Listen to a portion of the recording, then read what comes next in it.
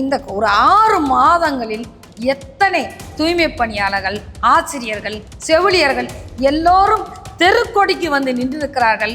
ஆனால் அந்த திமுக ஆட்சியில் பெண்களை முழுக்க பாலியல் வன்கொடுமை, பெண்களுக்கு எதிராக உணவு கொடுப்பதை பற்றி ஏற்கனவே அம்மா உணவகங்கள் கொடுத்து கொண்டிருந்ததை மூடிவிட்டார்கள். ஒரு வகையில் அழுத்தம் கொடுப்பாங்களாம். அந்த ஆத்தூர் தொகுதியில் நான் நின்னபோது திமுக காரவங்க கத்தி எடுத்துகிட்டு வந்து குத்த வந்த சம்பவமெல்லாம் நடந்தது. நீங்கள் இந்த கொடுகுயூர் இந்த குப்பை மேடை கிராஸ் பண்ணும்போது நீங்கள் மூக்கை பொத்திட்டு போகிறீங்க. ஆனால் அதுக்கு எதிர்த்து இருக்கிற குடியிருப்புகள், கடைகள், இதெல்லாம் பணி செய்கிறவங்க அந்த சுவாசத்தை பழகி அதில் வாழ்ந்துட்டு இருக்கிறாங்க. இது எவ்வளவு துரஷ்டவசமாக. ஒடுக்கப்பட்ட மக்களுக்காக ஒரு தலைவர் உருவாக முடியும் என்றால் அந்த தலைவரை காலி பண்ணணும் அப்படிங்கிறது இங்கே நடந்தது. இது விட்டு கொடுக்கறது நான் பேசவே இல்லையே. நான் வச்ச போட்டி வந்து இவ்வளோ பெரிய வக்கீல்களை போட்டு செலவழிக்குது நமது திமுக அரசு. ஸ்டாலின் இதை பார்த்து கொண்டு இருக்கிறார். இல்லை அவருக்கு அது தெரியாமையே இருக்காதுல்ல. அவங்க சிஎம்மா வர்றதுக்காக நிற்கிறாங்க, நான் மக்களோட வர்றதுக்காக நிற்கிறேன். இன்னைக்கு இந்த குப்பை மேலாண்மை வந்து இன்னைக்கு நிலை தொடர்ச்சியாகவே நம்ம கைவிட்ட ஒரு விஷயம்தான். அது இவ்வளோ பெருசாக இருக்குங்கிறதே. ஆனால் இன்னைக்கு கை விரிச்சிட்டு 5 வருஷம் வரைக்கும் அந்த மக்கள் பொறுத்திருக்கிறாங்க. பொறுத்திருந்து முடியும் போது போய் கேட்டால் கூட. மேம், இப்போ இருக்கக்கூடிய சூழல்ல திமுக வர்சஸ் அதிமுக தான் கள நிலவரம் போயிட்டு இருக்கணும். ஆனா இந்த இடத்துல விஜய் அவர்களும் வந்திருக்காங்க, நாம் தமிழரும் 4 முனை போட்டியா போயிட்டு இருக்கு. அப்படின்னும் போது திமுக அரசு இல்ல அவங்கள அந்த ஆட்சியை விட்டு நகர்த்துக்கிற வேலைகளை அதிமுக அரசு என்னெல்லாம் எடுத்துட்டு இருக்காங்கன்னு நினைக்கிறீங்க? உண்மையில பெரிய நல்ல விஷயத்த வந்து திமுக வந்து அதிமுகவுக்கு செஞ்சு வச்சுட்டு போயிருக்கு. நீங்க வந்து திமுக அகற்றதுக்கு நீங்களாம் மெனக்கட வேண்டாம், நாங்களே எங்களுக்கு குழி தோண்டிக்கிறோம் அப்படிங்கிற வகையில் அவர்கள் எதிர்கட்சியாக இருந்தபோது என்னெல்லாம் நாங்கள் வந்தால் செய்வோம். உதாரணமாக தூய்மை பணியாளர்கள் வந்தால் தனியார்லேருந்து அரசு வேலை வாய்ப்பாக மாற்றி தருவோம், இதெல்லாம் அவங்க கொடுத்தாங்க. ஆனால் இன்றைக்கி கை விரிச்சிட்டு 5 வருஷம் வரைக்கும் அந்த மக்கள் பொறுத்திருக்கிறாங்க. பொறுத்திருந்து முடியும் போது போய் கேட்டால் கூட ஏற்கனவே அரசு பணியில் இன்னும் இருந்தவங்களையும் தூக்கி தனியாரத்துக்கு மாற்றுறாங்க. அவர்கள் எத்தனை நாள் போராட்டம். அவங்கள கோயம்பேடு ரோடுன்னு தெருவா. கனிமொழி அக்கா வந்து அவ்வளோ அழகாக பேசுகிறாங்க. அப்படி ஒன்றிய அவங்க வந்து அதிமுக அவங்களுக்கு போட்டி இல்லையா, அவங்களுக்கு வந்து பாஜக மட்டும்தான் போட்டி. அதனால ஒடுக்க எல்லாரையும் க்யூவில் நிற்க வச்சது ஒன்றிய அரசுன்னு பேசுகிறாங்க. அவங்கள அது எப்படி க்யூவில் நிற்க வச்சிங்க? கோவிடில் மருந்து வாங்குறது, உங்களுக்கு மருந்து கிடைச்சதுன்னு பெரிய விஷயம் இல்லையா? உங்களுடைய கருப்பு பணத்தை எல்லாம் வெளியே கொண்டு வந்ததுங்கிறது பெரிய விஷயம் இல்லையா? அதெல்லாம் விட்டுறீங்க. ஆனால் இந்த ஒரு 6 மாதங்களில் எத்தனை தூய்மை பணியாளர்கள், ஆசிரியர்கள், செவிலியர்கள் எல்லோரும் தெருக்கொடிக்கு வந்து நின்றிருக்கிறார்கள். நீங்கள் லட்சம் கோடி ஊழல்களில் உட்கார்ந்துருக்கிறீங்க. இது இன்னைக்கு மக்களுக்கு வெட்ட வெளிச்சமாக தெரியறனால திமுகவை அகற்றதுக்கு அதிமுக வேலை செய்ய வேண்டியதில்லை. மக்களுக்கு என்ன பணி ஆற்ற போகிறோங்கிறத சொன்னால் மட்டுமே போதுமானதுன்னு நான் நம்புறேன். மேம், அதை அதிமுக அரசு வர்றக்கிற வாய்ப்புகள் இருக்குன்னு சொல்கிறீங்க. ஸோ இதே நேரத்தில் பெண்களுக்கான அந்த ஃப்ரிட்ஜ் கொடுப்பேன், இல்லை 10,000 கொடுப்பேன் அப்படின்ற சலுகைகள் இல்லை உரிமைகள் எந்த அளவுக்கு பெண்கள் இடத்துல ரீச் ஆயிருக்குன்னு நினைக்கிறீங்க? ஏன்னா இது ஒரு வாய்ப்புன்னு சொல்கிறாங்க. ஒவ்வொரு வீட்லேயும் ஒவ்வொரு சர்வேலையும் நம்ம பார்க்க முடியுது. கடந்த 23ல் ஒரு சர்வே வருது. அதாவது அதிமுக வந்து 2வது இடம் 3வது இடம் தான் வாங்கினேன். ஆனால் அதுக்கப்புறம் நேற்றைக்கு நடந்தக்கூடிய சர்வேல கூட அதிமுக முன்னிலை வகிக்கிறத பார்க்குறோம். ஆனால் அது எதுக்காகன்னா அந்த தேர்தல் அறிக்கையில் இடம்பெற்ற அந்த தேர்தல் வாக்குறுதிகள் தான். தேர்தல் வாக்குறுதிகள் வந்து தொடர்ச்சியாக பெண்களை மையப்படுத்தி கொண்டு செல்லுகிறது. வாக்காளர்களில் பாதிக்கும் அதிகமானவர்கள் பெண் வாக்காளர்கள். இன்னும் சொல்ல போனால் பெண்கள் ஒரு வளர்ச்சி என்பது ஒரு சமுதாயத்தோட ஒட்டுமொத்த வளர்ச்சியாக மாறக்கூடிய ஒரு சூழல். ஆனால் அந்த திமுக ஆட்சியில் பெண்களை முழுக்க பாலியல் வன்கொடுமை, பெண்களுக்கு எதிராக தரதரன்னு எடுத்து கொண்டு போய் கடைசி படிக்கு இறக்கி விட்டுருக்குறாங்க. இப்போது அந்த இடத்துல இருந்துட்டு அவங்களுக்கான வாழ்வியலில் வசதிகளை, வாய்ப்புகளை, யாரையும் எதிர்பார்க்காமல் இருந்து கொள்ள வேண்டிய உதவிகளை, நலத்திட்டங்களை கொண்டு வருவது பற்றி அதிமுக அரசு இன்றைக்கி இப்போ தேர்தல் அறிக்கையில் சொல்லி இருக்கிறது. பாட்டாளி மக்கள் கட்சியும் மருத்துவர் அன்புமணி ராமதாஸ் அவர்களும் உணவு கொடுப்பதை பற்றி ஏற்கனவே அம்மா உணவகங்கள் கொடுத்து கொண்டிருந்ததை மூடிவிட்டார்கள். இன்னும் எளியவர்களுக்கு, ஏன்னா எல்லாத்துலேயும் வயிற்று பசி சரியானால் எவ்வளவோ விஷயங்களை யோசிக்க முடியும், செய்ய முடியும், ஒரு சமுதாயம் ஸ்ட்ராங்காக நிற்க முடியும். ஆனால் இன்றைக்கி அது இல்லாமல் எங்கேயோ கொண்டு வந்து விட்டுருக்குறாங்க. இது தொடக்கம். அவர்களுடைய பசியாற்றி விட்டு அவர்கள் உழைப்பும் உற்பத்தி திறனும் கூடுகிற போது ஒரு தமிழ் சமுதாயத்தின் தமிழ்நாட்டின் பொருளாதார வளர்ச்சியும் மேம்படும். அந்த வகையில் இந்த நலத்திட்டங்களையும் இந்த உணவு குறித்த நலத்திட்டங்களையும் பெண்கள் குறித்த நலத்திட்டங்களையும் உறுதிப்படுத்த வேண்டியது கட்டாயமாகி இருக்கிறது என்பதை உணர்ந்துதான் எடப்பாடியார் இந்த போன்ற திட்டங்களை அறிவித்திருக்கிறார். மருத்துவர் அன்புமணி ராமதாஸ் அவர்களும் அது போன்ற திட்டங்களை 2 விஷயம், எல்லாருக்குமான உணவு பிரதானம், 2வது பெண்களுக்கான கல்வி. இது நகர்ந்துட்டோம்னா நம்ம இன்னொரு 5 வருடங்களில் ஒரு தன்னிறைவு பொருளாதாரத்தை நோக்கி நாம் நகல முடியும் என்று நம்ம உறுதிப்படுத்திக்கொள்ளலாம். அதே இடத்துல நீங்க என்டிஏ கூட்டணியில இருக்கீங்க அப்படின்னும் போது அப்பா ஒரு கூட்டணியிலும் மகன் ஒரு கூட்டணியிலும் இருக்குது. இங்க வாக்குகளை, அதாவது அந்த சமூக ரீதியிலான வாக்குகளையும் பிரிக்கும், இல்ல அந்த கட்சிக்கு இருக்கக்கூடிய வாக்குகளையும் பிரிக்கும்னு சொல்றாங்களே, அதை எப்படி பாக்குறீங்க? இங்க எல்லாருமே கட்சி சொந்தங்கள், பாட்டாளி சொந்தங்கள். நான் கூட தலைவர் நிறுவனர்னு பார்ப்பேன், அவங்க அப்பா பையனுங்கிற அதில் தான் பார்க்குறேன். அதில் அவங்களுக்கு ஒரு மனச்சடவும் இல்லை. தந்தையிடமிருந்து மகன் எல்லா பொறுப்புகளையும் மிகச் சரியாக கைமாற்றிருக்கிறான் என்று நம்புகிறார்கள். அதை நம்புகிறதன் விளைவுதான் உரிமை மீட்க தலைமுறை காக்க என்று 100 நாள் நடைபயணத்தை மருத்துவர் அன்புமணி ராமதாஸ் எடுத்து சென்ற போதும், மகளிர் உரிமை மீட்பு பயணத்தை சௌமியா அன்புமணி அவர்கள் எடுத்து சென்ற போதும் கூடிய கூட்டங்களும் மக்கள் திரளும் இதை நிரூபித்தது. இதுக்கு மேலே உங்களுக்கு என்ன வேணும்? அவர்களுக்கு ஐயா மேலே கோபம் இல்லை. ஒரு வயதில் ஒரு முதியவர்களிடமிருந்து எல்லார் வீட்லேயும் நடக்காதான், கை மாறுகிற போது ஒரு உளவியல் சிக்கல் ஒன்று நேருகிறது. அந்த உளவியல் சிக்கலை அரசியலில் பாதிப்பு ஏற்படாமல், தன்னையும் பாதித்து விடாமல், தன் மனதில் என்ன வழி இருந்தாலும் அமைதிப்படுத்தி பாட்டாளி சொந்தங்களுக்காக இயக்கத்தை கட்டி காப்பாற்றி, அது தனக்குன்னு இல்லை. நீங்கள் யோசிச்சு பாருங்கள், 40 வருஷம் ஒருத்தர் கட்சியில் உழைச்சிருப்பான், இன்றைக்கி அந்த கட்சி டக்குன்னு சிக்கலுக்குள்ளே நிற்கும்னா தாங்க மாட்டான். நீங்கள் அது அதிமுக அதுலேயும் பார்த்தீங்க, இன்றைக்கி அவங்க ஒன்று சேர்ந்துட்டாங்க. இன்றைக்கி ஒன்று சேர்ந்த பிறகு மிகப்பெரிய பலமாக இருக்கிறார்கள். அந்த பலம் இந்த தேர்தலில் வெளிப்படும். ஓகே, அதே போல தான் இன்றைக்கி பாட்டாளி சொந்தங்களை பொறுத்த வரைக்கும் 2ங்கிற வார்த்தையே இல்லை. அவங்கள பொறுத்த வரைக்கும் ஐயா நிறுவனர், மருத்துவர் அன்புமணி ராமதாஸ் அவர்கள் தலைவர், அவ்வளோதான்.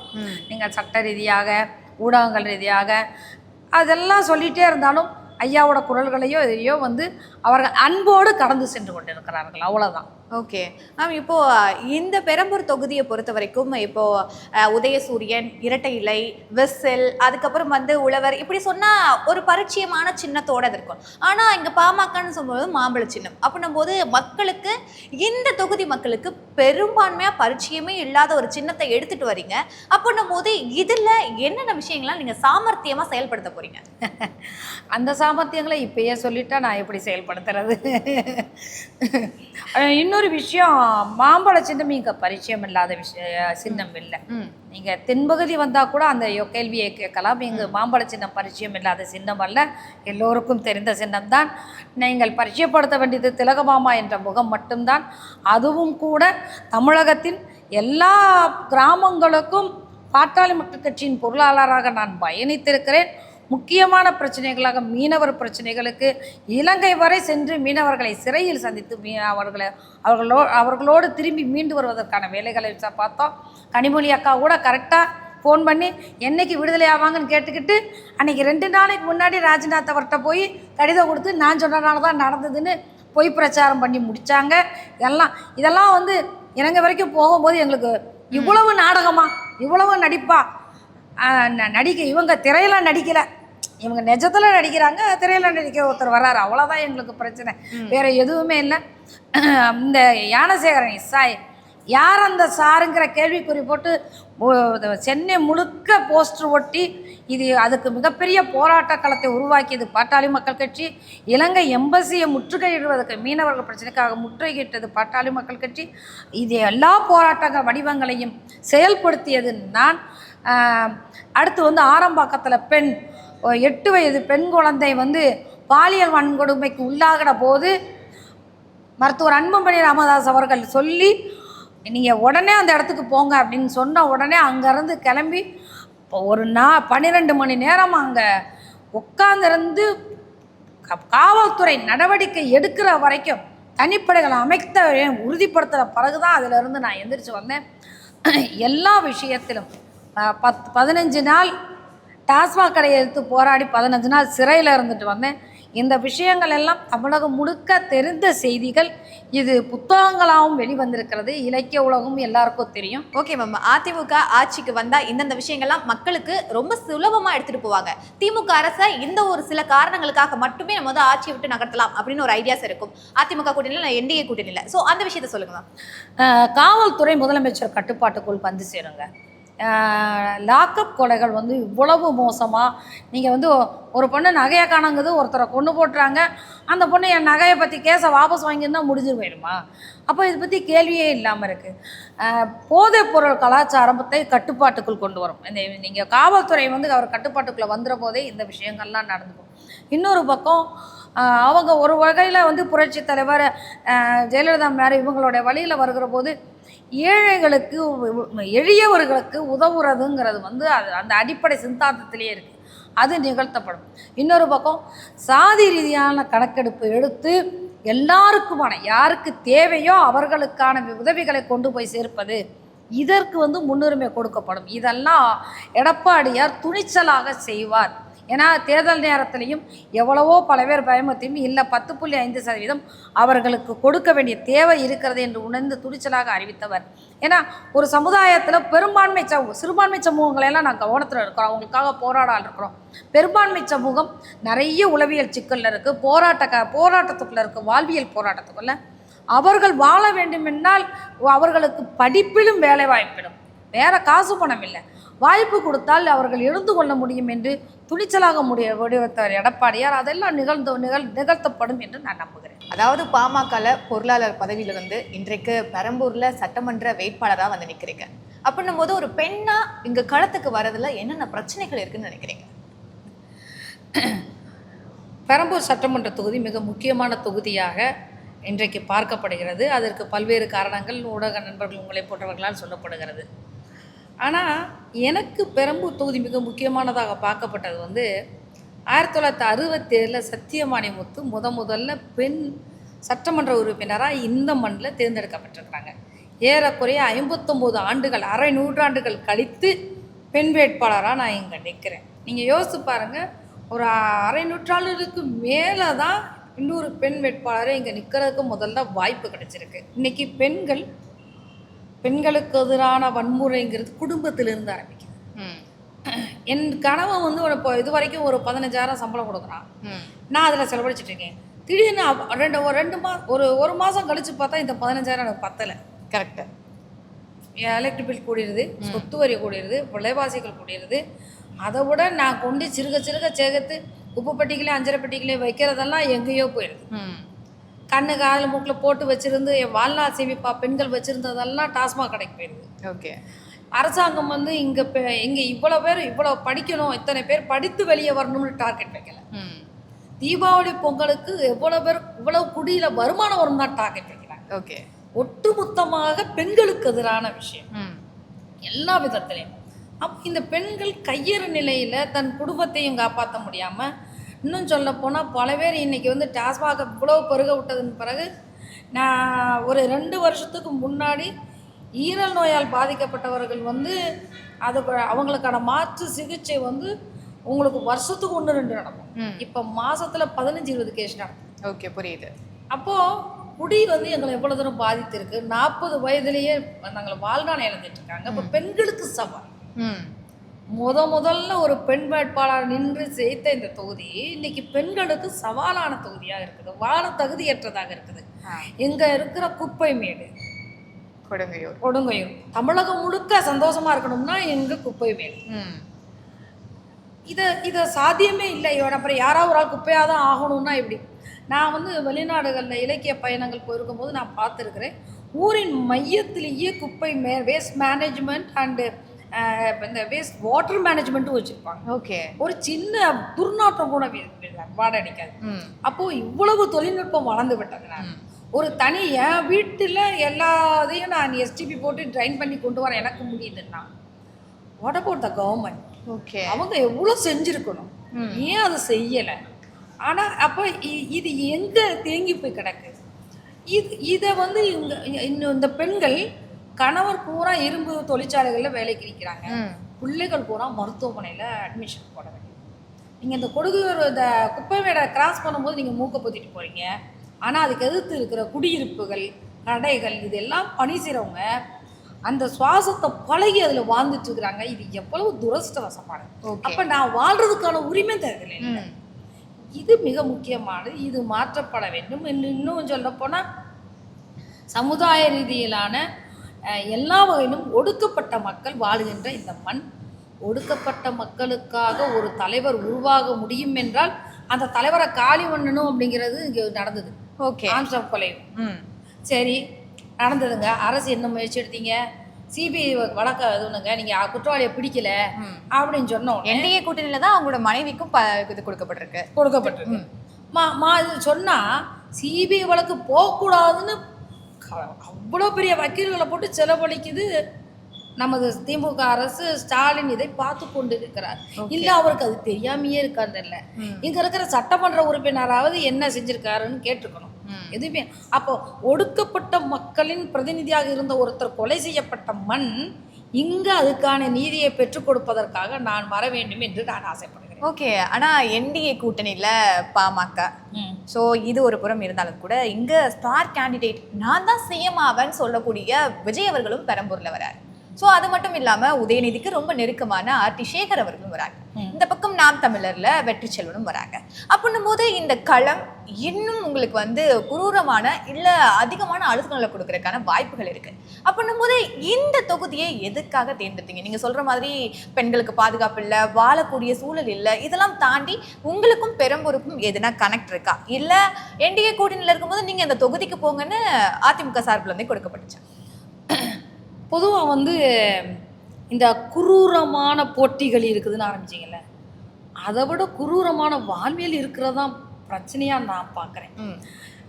சட்டமன்ற உறுப்பினராக மக்கள் பணியாற்றுறதுக்கு வர்றவங்க நான் வெற்றி பெறதுக்கு என்ன வேணும்னு தேடக்கூடாது, நான் இங்கே பணியாற்றுறதுக்கு என்ன செய்ய முடியும்னு தேடணும். ஓகே. ஆனால் நம்ம என்ன நினைக்கிறோம், நாங்கள் வாழ்கிற பகுதி, நாங்கள் வசிக்கிற பகுதி எல்லாம் இல்லது, எங்களுக்கு எங்கே ஓட்டு அதிகம், யார் சப்போர்ட், நீங்கள் தான் சொன்னீங்களே உதயநிதி அவர் சப்போர்ட் இருக்குது, அப்புறம் ஸ்டார்க்கு சிஎம்மாக வருவாங்க. அவங்க சிஎம்மாக வர்றதுக்காக நிற்கிறாங்க, நான் மக்களோட வர்றதுக்காக நிற்கிறேன். இவ்வளோதான் வித்தியாசம். இந்த வித்தியாசத்தை சொல்ல போகிறேன். மக்கள் யாரை தேர்ந்தெடுக்க போறாங்க நம்ம பார்க்க போறோம். ஓகே. ஆனா இந்த இடத்துல விஜய் அவர்களுக்கான பெரும்பான்மை இங்க இருக்கு. ஆல்ரெடி திமுக கோட்டைகளா இருந்தாலும் கூட விஜய் அவர்களுக்கு ஒரு மாதிரியான அவங்களுக்கு ரசிகமான மட்பானவையில் இருக்கக்கூடிய இல்ல தொண்டர்கள் இருக்காங்கன்னு சொல்றாங்க. ஸோ அப்படின்னும் போது இதுல எப்படி வெற்றி சாத்தியம்? உலக அளவில் வந்து அவருக்கான தொண்டர்கள் ரசிகர்கள் இருக்கிறாங்க. எங்க வீட்லயே எல்லாருமே ரசிகர்கள். படத்தை படமா பார்க்கறதுக்கும் ரசிகராக இருக்கிறதுக்கும் யார் என்ன செய்ய போறாங்கிறத யோசிக்கிறதுக்கு வித்தியாசம் இல்லையா? ஓகே. அந்த வித்தியாசத்தை மக்கள் உணர்வார்கள், பார்ப்பார்கள். நீங்கள் எம்ஜிஆர் வந்து உள்ளே வரும்போது திரையின் உடனேயே அதில் சாத்தியமாகலை. அதற்கப்புறம் எப்படி களம் மாறிச்சு, அவர் ஏன் இந்த கணக்கு கொடுக்கல, இது ஏன் கணக்கு வரலன்னு கேட்ட பிறகு தான் அவருக்கான களமாக அது உருவாச்சு. சரி, எங்கே கேள்வி கேட்கணும், எதை தட்டி கேட்கணுங்கிறது உருவாகும் போது தான் களம் மாறிச்சு. வெறும் திரை மட்டுமே இது ஒன்றும் இல்லை. ஜெயலலிதா அவர்கள் வந்த போதும் திரைங்கிறதுனாலேயே அவங்க வந்து ஒரு வந்து சட்டமன்ற உறுப்பினர் அவங்க எங்கே வந்து தனக்கான இருப்பு, ஒரு பெண்ணுக்கான இருப்பு இல்லை, இங்கே இந்த அரசியல் சூழலில் ஒடுக்கப்படுகிற புறந்தள்ளப்படுகிற, இன்னும் சொல்லப்போனால் அது ரொம்ப நான் இமோஷனலாக பேச வேண்டி வரேன். ஏன்னா ஒரு பெண்ணோட வாழ்க்கை ரொம்ப சிக்கலுக்குரியது. இரும்பு பெண்மணின்னு எவ்வளவு சொன்னாலும் துயரமான வாழ்க்கை அவர்களுக்குள்ள சொல்ல முடியாத வாழ்க்கை இருந்தோம். நான் அவர் இறந்தபோது கூட நான் வந்து இப்போயாவது அவர்கள் நிம்மதியாக தூங்கட்டும் அப்படிங்கிறதான் என்னோட பெரியதாக இருந்தது. ஓகே. அவ்வளோ ஏன்னா ஒரு ஆண் சந்திக்காத விட பல மடங்கு சிக்கல்கள் ஒரு பெண் சந்திக்கும். அப்போது அப்படித்தான் அதில் வெளிப்படுறாங்களே ஒழிய திரை வெளிச்சத்தினாலேயே மட்டும் அவர்கள் அரசு இப்போ சீட்டில் உட்காந்தாங்கிறது உண்மை கிடையாது. ஓகே. நாமளும் பொறுத்திருக்கலாம். நான் வந்து ஒருத்தரை வந்து யாரையுமே ஒரு குறுகிய இதில் வந்து இப்படித்தான் முன் தீர்மானம் பண்ணுறாங்க. நீங்களும் நிற்கலாம், நாங்களும் நிற்கலாம். நான் என்ன பேச போகிறேங்கிறது என்னுடைய எனக்கு பட்டி பேரம்பட்டி சுயமரியாதை மண் சொல்லி கொடுத்த நீங்கள் சொல்கிறீங்க பார்த்தீங்களா, அவர்களுக்கான இங்கே வாக்கு சதவீதம் எனக்கு நீங்கள் யார், என்ன மதம், என்ன சமுதாயம் இப்படி பார்க்க என் மண் சொல்லி தரல. ஓகே. வெளி உலகம் அப்படி குரூரமாக இருக்குதுங்கிறத நான் பட்டியல் இப்படி வெளியே வரும்போது தான் தெரிஞ்சுக்கிறேன். அதுக்கும் நம்ம அடாப்ட் ஆகிறோம். இதில் எல்லாரையும் தோளில் கை போட்டு பழகிறதுக்கும் அவர்களோட வாழ்கிறதுக்கும் அவர்களும் நாமளும் இணைந்து வாழ்வதற்கும் தயாராகும். அந்த இடத்த நோக்கி யார் நகண்டாலும் என்னை விட சூப்பராக பண்ணாங்கன்னா நானும் வரவேற்றுட்டு போவேனே. என்ன மேம், என்னதான் போட்டின்னு வந்துருச்சு, அதில் வெற்றி பெறதானே நம்மளோட வாய்ப்பு அப்படின்னு இருக்கணும். அதில் நானும் விட்டு கொடுக்குற ரெடியாக இருக்கேன் அப்படின்னு சொன்னால் இது எப்படி சாத்தியமா? இது விட்டு கொடுக்குறதுன்னு நான் பேசவே இல்லையே. நான் வச்ச போட்டி நீங்கள் திரைத்துறையரா திலகபாமாவான்னு கேட்குறீங்க. நான் வைக்கிற போட்டி நீ மக்களுக்கான விஷயங்கள் என்ன பேச நீங்கள் தகவல்களை 10 பேர் எடுத்து கொடுக்கலாம். ஆனால் அந்த தகவலை வைத்துக்கொண்டு நீங்கள் கடைசி தீர்வு என்ன சொல்கிறார், அது இங்கேருந்து வரணும். ஓகே. இங்கேருந்து இங்கே கிளம்பி வரணும். அந்தது எப்படி வெளிப்படுதுன்னு தான் நான் பார்க்குறேன்னு சொல்கிறேன். இப்போ இது 5 வருஷமாக 10 வருஷமாக இருக்கிறார் ஒரு சட்டமன்ற உறுப்பினர். நான் என்ன கேட்குறேன், 10 வருஷமாக நீங்கள் இருந்திருக்கீங்க. இது அந்த 5 வருஷம் உங்கள் ஆட்சி. அப்போ நீங்கள் எவ்வளோ செஞ்சுருக்கலாம் தொகுதிக்கு. செஞ்சிருந்தா நீங்கள் பிரச்சாரத்துக்கு வர தேவையப்படாது. எதிர்கட்சியாக இருக்கக்கூடிய ஏடிஎம்கே ஏன் அந்த கடந்த 10 ஆண்டுகளை வாய்ஸ் அவுட் கூட பண்ணலையே? கொடுங்கையூர் மக்களுக்காகவோ இல்லை திருவிக நகருக்காகவோ இல்லை பெரம்பூருக்காகவோ பெரிய அளவிலான போராட்டங்களை கையில் எடுக்கிறதான ஒரு விஷயம். இப்போ நீங்கள் இதே கருவி என்கிட்டையும் வைக்கலாம். நீங்கள் என்ன வாய்ஸ் அவுட் பண்ணீங்களா?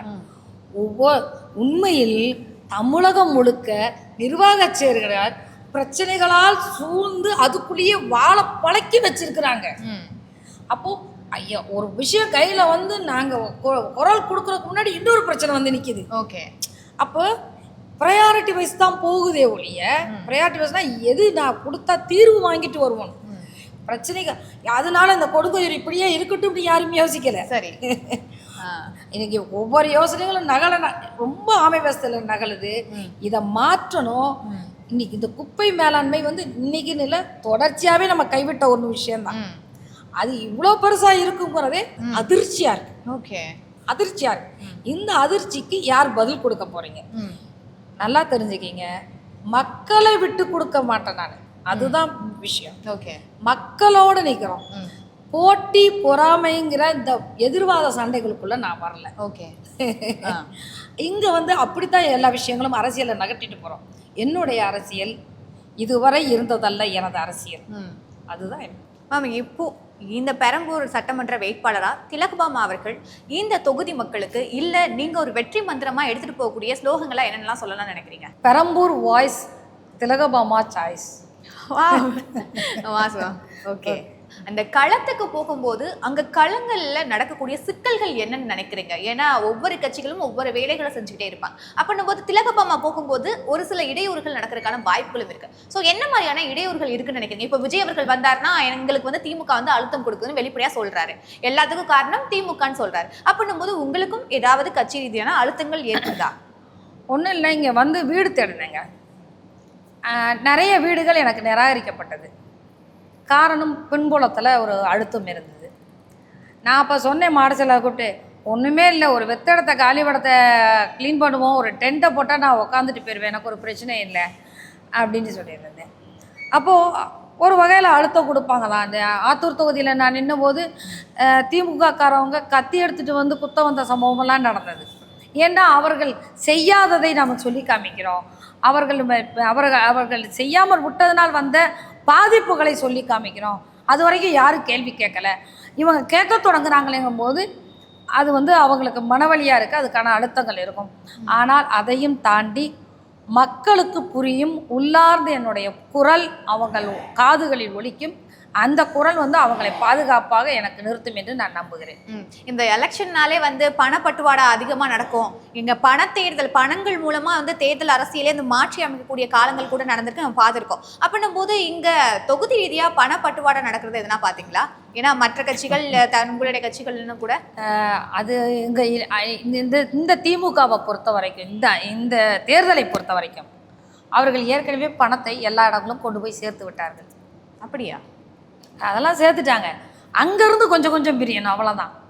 அப்போ முந்தி எல்லாமே கடத்திட்டு வரணும். இப்போ அது இல்லை, அங்கங்கே போய் சேர்க்க வேண்டிய சூழலில் தான் அவங்க இருக்கிறாங்க. ஸோ என்னை பொறுத்த வரைக்கும் பணம் என்பது வெறும் தாள். அதை தாண்டி அதில் இருக்கிற உணர்வு முக்கியம். இந்த தமிழ்நாட்டின் அடுத்த தலைமுறை முக்கியம். அதை தீர்மானிப்பதற்கு நாம் தகுதியானவர்களை தேர்ந்தெடுக்க வேண்டும். அதற்கு மாம்பழ சின்னம் உங்களுக்கு மிக முக்கியம் என்று நான் நம்புகிறேன். ஓகே மேம், இவ்வளவு நேரங்கள் உங்களுடைய பணிகளுக்கு இடையில எங்களுக்காக உங்களோட டைம் ஸ்பெண்ட் பண்ணியிருக்கீங்க. நன்றிகள் மேம். கண்டிப்பா உங்களை களத்துல சந்திக்கலாம் மேம். நன்றி.